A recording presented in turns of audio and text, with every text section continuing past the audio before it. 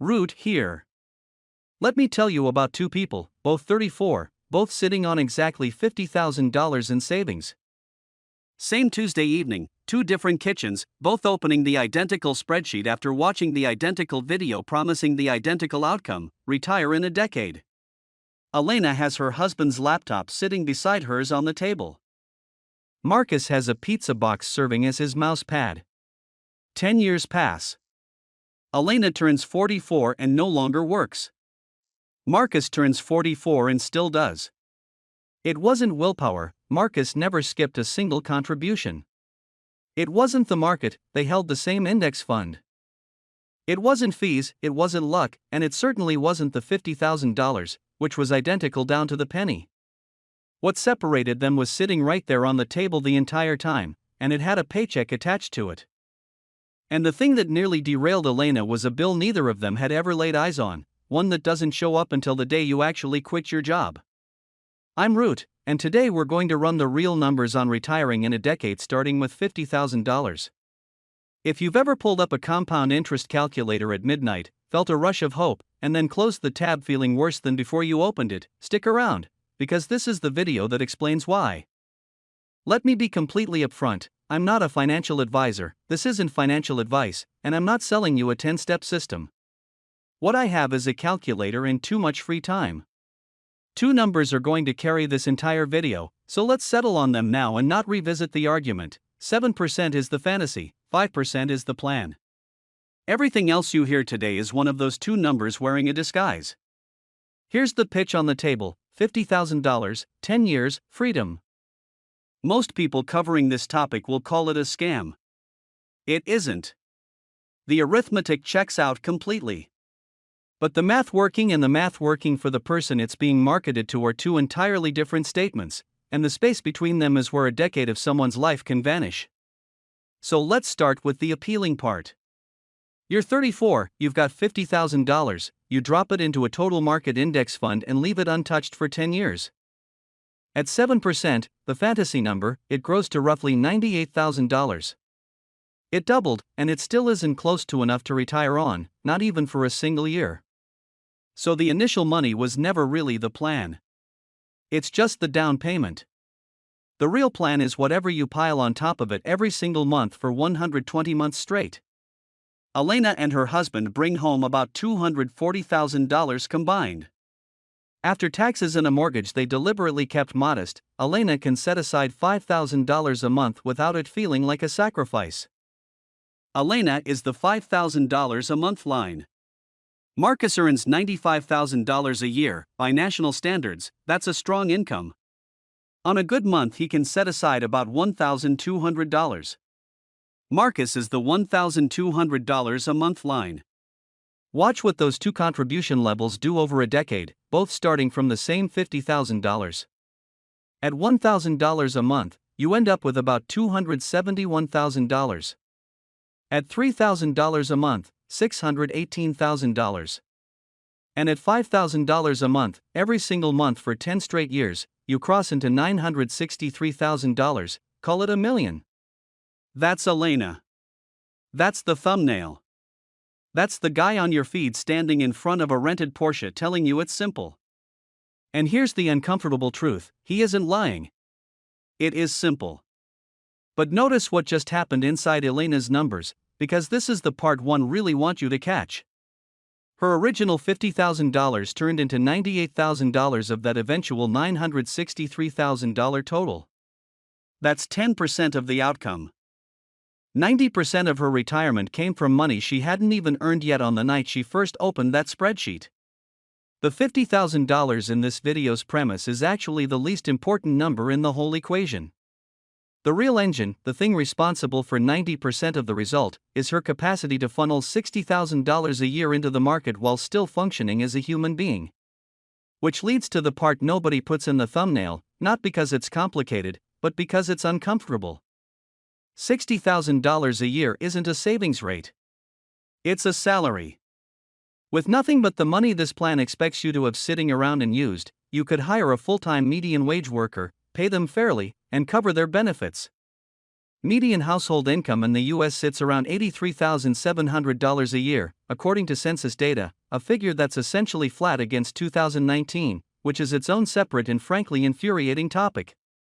So saving $60,000 out of $83,700 in gross income means socking away 72% of that household's entire pre-tax earnings, before the government takes its share, before rent, before the kid who apparently needs new shoes every 4 months. Now, I know what some of you are already typing: Root, you're exaggerating, I'll just cut expenses. Fine, let's cut them all. That median household takes home roughly $68,000 after taxes. Subtract the $60,000 you're saving and you're running your entire life, housing included, on about $660 a month. That's not frugality, that's a hostage situation, and you'd need to hold yourself hostage for 120 consecutive months. Notice the word I keep repeating: median, not average. Plant a flag on this distinction, because it will protect you from more financial nonsense than anything else in this video. Put 9 people with nothing in a room alongside one billionaire. The average net worth in that room is $100 million. 10 people, and not a single one of them actually has $100 million. That's what an average is. Vanguard's latest report puts the average 401k balance at around $168,000, and you hear that number and think, okay, we're all a little behind but still in the game. The median, the person standing at the actual middle of the line, sits at about $44,000. That gap isn't statistical noise. It's a small cluster of enormous accounts perched on an extremely tall ladder, dragging the average so far upward that it stops describing anyone who actually exists. When somebody quotes you an average in personal finance, they're usually quoting a number that belongs to no real, living person. Here's the part that should make you feel differently about yourself for a second. According to Federal Reserve data, the median retirement balance for Americans aged 35 to 44 is around $45,000. So if you're 34 with $50,000, feeling behind, feeling like everyone else got a head start you missed, you're not behind. You're winning. You're statistically ahead of the middle of your entire generation, which feels amazing for about 4 seconds, until you realize what that actually means. The middle of your generation isn't anywhere near retirement, and being ahead of nowhere is, geographically speaking, still pretty close to nowhere. So Marcus is going to lose this race, and I want to be honest with you about that now instead of stringing you along for 15 minutes. Stay with me anyway, because Marcus loses the race and still wins the video, and I'll show you exactly how by the end. But first, Elena, because Elena made it, and I need to tell you that the finish line moves. Say you're her. You've got your $1 million.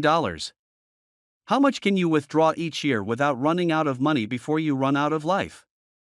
Everyone knows the answer: 4%, or $40,000 a year, forever. Keep this number in a separate mental pocket from the 7% and 5%, those describe how fast the money grows. This one describes how fast you're allowed to spend it.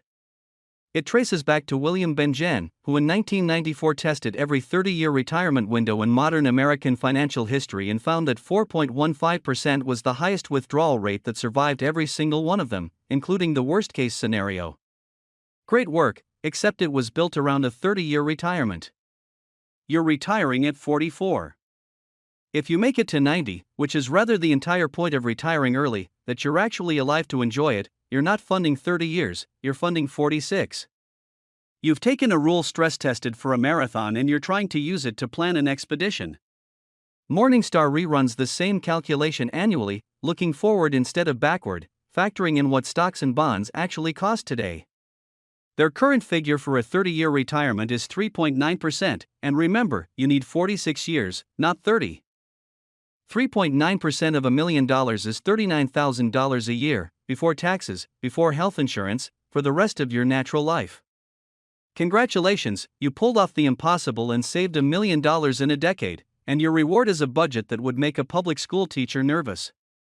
And that's the optimistic scenario, that's assuming the market cooperates. Which brings us to Trevor.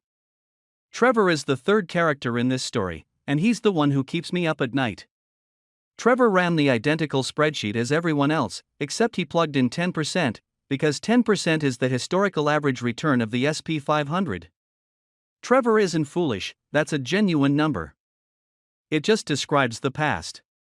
Here's what the professionals paid to forecast the future are actually saying about the next 10 years, which happens to be exactly the length of this plan. Vanguard's model puts American stock returns somewhere between 3.5% and 5.5% annually. Goldman Sachs published a figure around 3%. BlackRock sits in the 5% range. JP Morgan is the optimist of the bunch at roughly 6.7%. Nobody is projecting 10%. Nobody is even close. And the reason is unglamorous: stocks are expensive right now. The Shiller-Cape ratio, essentially the market's price divided by a decade of smoothed earnings, currently sits around 41. The only other time in roughly 140 years it was meaningfully higher was late 1999, and I'll let you look up what happened next on your own. So Trevor puts $3,000 a month for 10 years. At 10%, he ends up with $750,000. At 4%, he ends up with $516,000. But here's the part that actually matters, and it isn't the subtraction, it's the timing. Trevor doesn't find out in year 1. He finds out in year 9. He's 43, there's a sticky note on his monitor, and the number on that sticky note has read $750,000 for 9 straight years. It survived 2 job changes and a move. He said no to things because of that sticky note. Then one ordinary morning he opens the account the way he's done 1,000 times, and it reads $516,000. There is no version of the next 12 months in which Trevor makes up that missing $234,000. He automated his contributions, he stuck with index funds, he didn't panic sell during the crash, and the market simply handed him a different decade than the one written on his sticky note. Then the internet told him he must not have wanted it badly enough. Now, to be fair, these forecasters have been wrong before. They've predicted mediocre returns for over a decade, and for over a decade American stocks climbed anyway and made every one of those models look ridiculous. Mean reversion is a lovely theory that keeps missing its train. So maybe AI reshapes the entire economy, we get another roaring decade, and Trevor ends up rich and smug. But building a 10-year plan around a 10% assumption isn't investing, it's betting that the least likely outcome is the guaranteed one. And you won't find out you were wrong until year 9, when there's no time left to fix it. Before we get to the bill I promised you, let's talk about what these 10 years actually feel like, because nobody films this part. Marcus is 6 years in, and year 6 doesn't feel like a spreadsheet. It feels like doing math in your car outside a restaurant before you go in. It feels like your closest friend getting married in Portugal and you telling everyone you couldn't get the time off, which isn't the real reason. It feels like your one working car making a new noise on the highway, and what you feel isn't annoyance, it's something closer to dread, because the emergency fund is now load-bearing. It feels like being 39 and explaining to your mother, again, why you're still renting.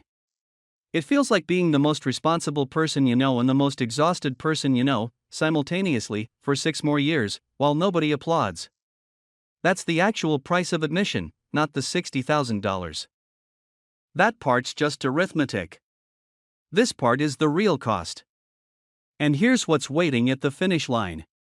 You retire at 44. You are now 21 years away from Medicare, 21 years of buying your own health insurance on the open market, with no employer, no group plan, and by design, almost no income. At the start of 2026, the enhanced subsidies that had been holding down Affordable Care Act premiums expired. Net premiums for millions of people roughly doubled. The average benchmark plan now costs north of $600 a month. And the subsidy cliff came back, meaning that above a certain income, roughly $84,000 for a couple, you don't get a smaller subsidy, you get nothing. $1 over the line and a household can fall from heavily subsidized coverage to $22,000 a year in premiums. $22,000. That's not a line item, that's a mortgage payment. That's the bill that never showed up in either spreadsheet. It doesn't arrive the day you retire, it arrives the day you tell your boss. Elena has her $1 million, and she's allowed to spend $39,000 of it a year. $22,000 of those dollars can go straight to a health insurance company before she's bought a single thing that makes a life worth retiring into. She did everything right, and she's still negotiating with an insurer for permission to be free. I call this the leash, and I want you to see how it was constructed, because it wasn't an accident. Your employer buys your health coverage with pre-tax dollars, a benefit worth thousands a year that evaporates the moment you go buy it yourself. So ask the only question that matters: who benefits? Your employer benefits from a workforce that can't afford to leave. Insurers benefit from captive customers who never shop around. And the subsidy cliff almost poetically punishes exactly the income bracket most likely to attempt early retirement, while leaving the genuinely wealthy, who can self-insure, completely untouched.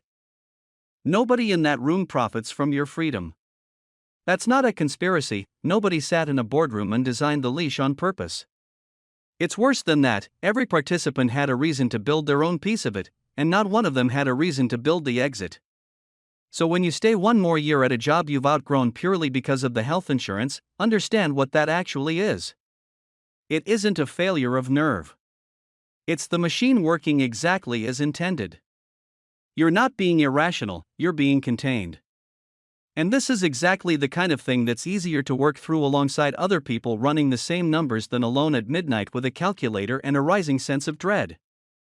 That's why I built a community, the link is in the description, where people post their real spreadsheets, their real premium quotes, and honest accounts of here's what happened when I stress tested my plan and it fell apart. Come argue with me about it. I genuinely prefer it. So what actually works? First, the money isn't locked up. This is the most common reason people quit before they even start. I can't touch it until I'm 59 and a half. Yes, you can. There's the Roth conversion ladder, where you convert retirement funds into a Roth account during your low-income early retirement years, wait 5 years, and withdraw penalty-free. There's the rule of 55. And there's 72T, officially substantially equal periodic payments, which sounds less like a legal loophole and more like a diagnosis. Look up all three. They're real, they're legal, and the only thing guarding them is that the paperwork is boring enough to function as a security system. Second, fill the tax-advantaged buckets first. In 2026, you can contribute $24,500 to a 401k, $7,500 to an IRA, and either $4,400 or $8,750 for a family to a health savings account. The HSA is the only account in the entire tax code that's tax-free going in, tax-free growing, and tax-free coming out, which is either a drafting error or an act of mercy, and I've stopped trying to figure out which. You just learned that healthcare is the thing capable of sinking these plans. The HSA is the antidote. Third, take the entire employer match. All of it. It's the only guaranteed 100% return a private citizen will ever have access to, and people forfeit it every year because on day one of a new job, the enrollment paperwork was the fourth most interesting thing on the desk. But none of those is the biggest lever. The biggest lever is the one nobody wants to hear: income. Over 10 years, a $20,000 raise that you refuse to spend beats every single expense cut you'll ever make. Spending cuts hit a floor. There's a limit to how little you can spend on groceries. Income has no ceiling. I know how that sounds. Just make more money is the kind of advice that makes people want to throw a laptop across the room. But it's the honest answer. The reason the internet would rather obsess over lattes is that a latte is a problem you can solve on a Tuesday afternoon, while income is a problem you solve over years. One of those makes a better video. The other one makes you actual money. Which brings us back to Marcus. $95,000 a year, $1,200 a month. Marcus is not retiring in 10 years, and no spreadsheet on the planet is going to change that. Here's what he gets instead. Age 34, $50,000, $1,200 a month for 10 years, and we're using 5%, the plan, not 7%, the fantasy, because I'm not going to spend an entire video arguing against optimistic assumptions and then quietly use one the moment it's convenient. At 44, Marcus has about $237,000, and now he stops. He never contributes another dollar. He leaves it completely alone. By 60, that money is worth roughly $630,000 in today's dollars. Marcus didn't retire at 44, he did something more attainable, and arguably more useful: he finished. He is permanently done saving for retirement. Every dollar from that morning forward belongs to the life he's actually living: the house, the kid, the trip, the year off, the career change he was too scared to make back when his old age depended on his next paycheck. This is called Coast Fire, and it's the version of this plan available to an ordinary person with an ordinary job and an ordinary decade.